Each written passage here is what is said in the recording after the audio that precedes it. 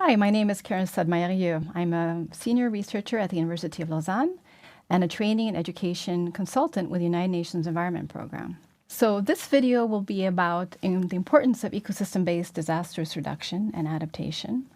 We'll then go over a case study related to Nepal and EcoDRR, or ecosystem-based disaster risk reduction.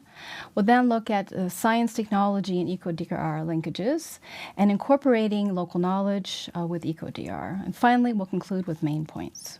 Let me start with an example on the importance of ecosystem-based disaster risk reduction, with an example from Tropical Storm Jeanne, which hit the island of Hispaniola in 2004. This island is split between Haiti and Dominican Republic. Haiti, unfortunately, lost over 6,000 people during this tropical storm, whereas in Dominican Republic, 18 people lost their lives. There were over $7 billion US in damages. This slide shows the border between Haiti on your left and Dominican Republic on the right. This also explains why so many more people lost their lives during Tropical Storm Jeanne than in Dominican Republic, mainly due to debris flow and flooding. Most of the 18 people who lost their lives in the Dominican Republic are actually living on the border between both countries. So as we can see, ecosystem-based approaches are extremely important for reducing disaster risk. This slide shows Yala National Park, which was hit by the Indian Ocean tsunami in 2004. In the red circle, you see an ecotourism resort, which is naturally nestled behind the sand dunes. During the tsunami, only 5 centimeters of water entered the ecotourism resort, and there were no casualties. This slide shows the Yala Safari Resort, which had cut down the sand dunes for better sea views. Unfortunately, during the tsunami, 27 people lost their lives after a 7-meter high wave hit the resort. It also really demonstrates the importance of sand dunes as natural buffers against tsunamis. This slide shows the importance of vegetation as a protection against coastal hazards. This image is from Senegal and shows mangroves that are protecting the coast against erosion and sea surges. This image from southern France demonstrates how wetlands can act as buffers against flooding, as it offers space for excess rainwater. Here we see how forests can reduce occurrence of mountain hazards. This is a protection forest in Davos, Switzerland, which protects the town from avalanches, rockfall, and landslides. So we can say that ecosystems are one of the few approaches that address all 3 components of the risk equation. Hazards. We just saw several examples how ecosystems can act as natural buffers for reducing or mitigating hazards. Ecosystems provide many services, such as food and fiber, and can reduce the vulnerability of populations before, during, and after disasters.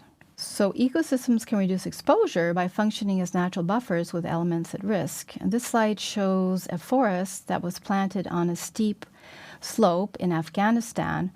So it acts both to stabilize the slope, but also when you have trees in an area that's very dangerous, people do not actually live there. So it reduces their exposure in this way as well.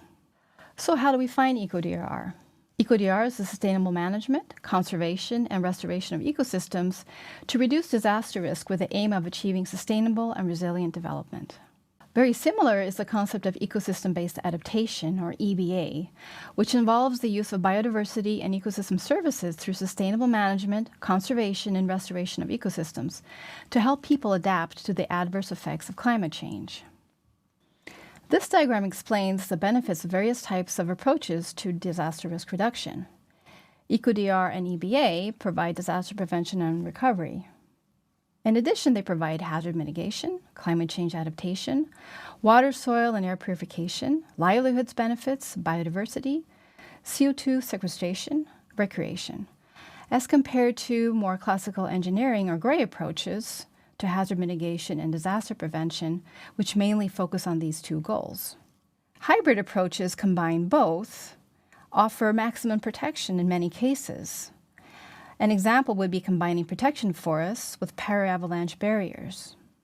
We also know that EcoDRR approaches are often more cost-effective and increase in strength over time, such as soil bioengineering, which combines small civil engineering structures with deep-rooted plant species. Now, these may take longer to be established, but they require much less maintenance over the long run as compared to purely civil engineering approaches to hazard mitigation. We will see a case study on soil bioengineering in Nepal later in this video. Let me give some examples of EcoDR approaches, which include integrated coastal zone management, integrated water resource management, protected area management, integrated fire management, and sustainable land management. These are all natural resource management approaches that have been around for decades, yet which are only recently beginning to incorporate disaster risk reduction. For example, integrated coastal zone management is mainly about managing coastal resources with multiple stakeholders and can include and should include early warning and evacuation provisions. And finally, community-based natural resource and risk management, as well as gender issues, are cross-cutting to all of these EcoDR approaches. Now I would like to introduce a case study on EcoDR in Nepal, where we look more in detail on soil bioengineering for stabilizing slopes. I would like to introduce the case study, which covers the project Ecosystems Protecting Infrastructure and Communities, or EPIC, which is a 5-year project in 6 countries seeking to understand the role of ecosystems in reducing disaster risk. It is managed by the International Union for Conservation of Nature, or IUCN, together with University of Lausanne, with funding from the government of Germany. In Nepal, the project's objectives are to enhance local knowledge and national uptake of bioengineering, or eco-safe roads, build capacity of local and national actors, development, environment, and DRR actors, with regards to EcoDR and bioengineering, and finally to mainstream EcoDR into local, national, and global policies. Let's watch this short video clip which explains the context for why we're working on this topic in Nepal. One of the main priorities of the government of Nepal for the past decade has been the construction of rural roads, connecting villages to towns and cities. Having a road is extremely important for a village as it gives them access to markets, to education, healthcare, especially employment.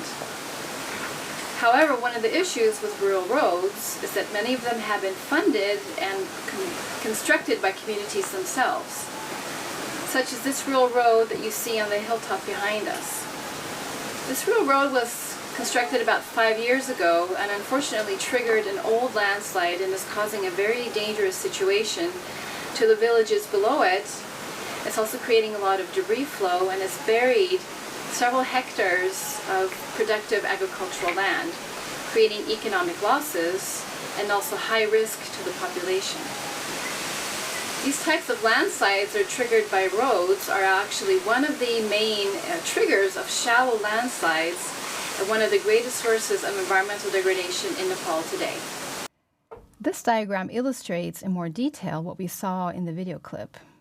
We see a new road that has triggered an old landslide. This landslide is creating debris, which is being transported downslope to the bottom of the mountain, where a huge deposition zone is now burying agricultural lands. So the EPIC project established 3 demonstration sites in western Nepal near the Pokhara area, in which one of the villages had highly degraded slopes, partly due to grazing pressure, but especially due to poor water management along a locally constructed road. The image to the right shows the same site 2 years later after we had installed small drainage structures along the road and employed various bioengineering techniques involving the plantation of various bamboo species to stabilize the gullies. All this was undertaken in collaboration with the local community, which continues to monitor the site and is now interested in expanding the bioengineering works to other heavily degraded slopes. This road is now open during the monsoon and provides fodder grasses for the community livestock. Another of our activities included a so-called rhizotrone, where we planted 8 different species of grasses with deep roots that were selected by the community as most appropriate plant species for bioengineering. We also installed a micro-weather station at the 3 sites, which are being cared for by the local communities. And finally, we're quantifying ecosystem services at each site, or the extent to which vegetation is reducing erosion rates. We are doing this using state-of-the-art technology called LiDAR, which uses laser light to measure distance with high accuracy. For more information on this case study, see the video clips from my colleague Sanjay Devkota, who is a Nepali civil engineer and specialized in bioengineering. Basically, we are using the grass species and some fodder species to stabilize the shallow landslide and also to improve the degraded land slope. Here, this is the area here is basically an open grazing land area where people used to graze their animals. And when we visited this area 2 years ago, we found it's a very nice place to establish a demonstration site. I would try to reach to the community people, and we start talking with the people and asking them to give this area for the demonstration site. And we visited a couple of times at that time. People were not very convinced in the beginning. We took support from the District Soil Conservation Office, IUCN, and also UNIL. And after a couple of meetings, the people were convinced, and to give the part of this area to establish the bioengineering demonstration site. This is the area where we implement our resource technique.